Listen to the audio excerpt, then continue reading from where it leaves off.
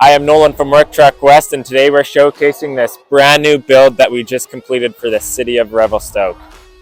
We were able to work with them through canoes, so it was a quick and easy process. Let's dive in.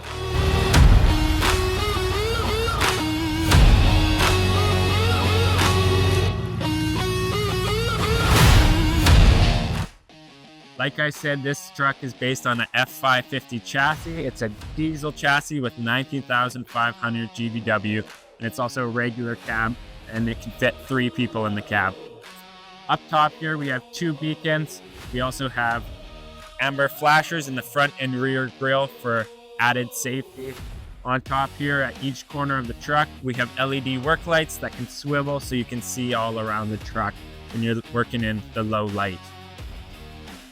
We have 3 cabinets on this side, as well as a deck space in the back here, and fold down sides so that you can load things in and out of the back easily. It has 6 tie down points, 4 on the outside of the deck and then 2 on the inside.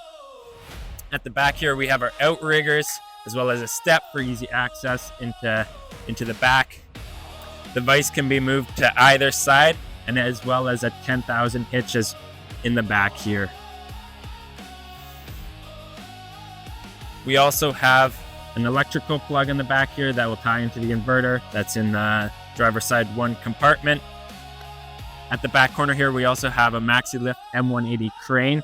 It has about 3,200 pounds of lifting capacity and 16.5 feet of reach. And your controls and your battery pack are here for it. And the other 2 work lights are on the top. Let's dive into the cabinets. Here on the passenger side, the customer wanted a bit of an open concept with adjustable shelving for all their larger tools and equipment. So in the passenger side, 1 and 2 compartments, we have 3 adjustable shelves. Up top, we also have the 3,000 watt inverter, as well as a cabinet heater that will heat up these 3 passenger side compartments. Here on the passenger side 3 compartment, we also have 2 adjustable shelves. And in this under deck compartment, we have the auxiliary battery for the inverter, and it is ventilated. Now coming to the back here. Here in the back, we have a 2-piece sliding cover, so you can have it partially open for putting equipment in and out.